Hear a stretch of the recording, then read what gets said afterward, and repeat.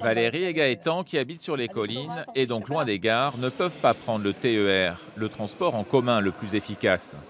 Même si rançon du succès, les rames sont souvent archibondées, notamment sur le tronçon Nice-Monaco, le plus fréquenté de France après Paris.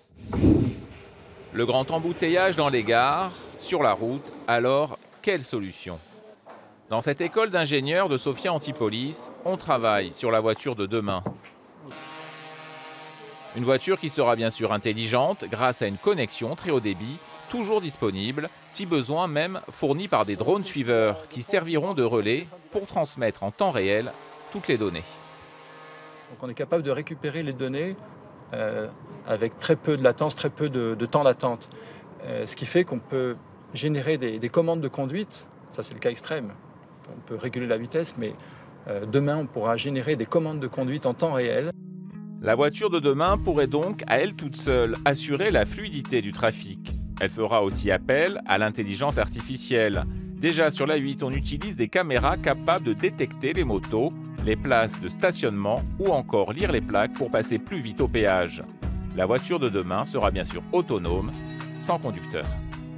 Un bouton sur mon application ou mon téléphone et j'ai un véhicule qui peut me transporter là où je veux. C'est ça la perspective du véhicule autonome.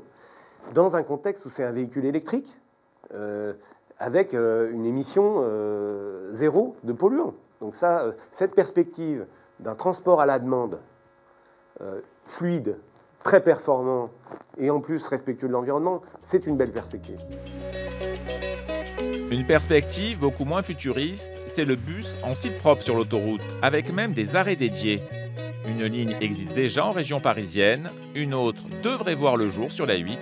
L'État a donné son accord. C'est la solution. Ça veut dire que vous avez des transports en commun en lieu et place des voitures pour assurer le déplacement entre Sophia et la métropole niçoise, ce qui est fondamental. Le bus sur l'autoroute peut être le futur moyen de transport de Valérie et Gaëtan. Nos deux autosolis sont arrivés à destination. C'est l'heure du bilan. Je suis arrivée potentiellement bien ce soir. Il n'y avait pas trop de bouchons. 1 heure pour rouler le soir à cette heure-ci, c'est un miracle pratiquement.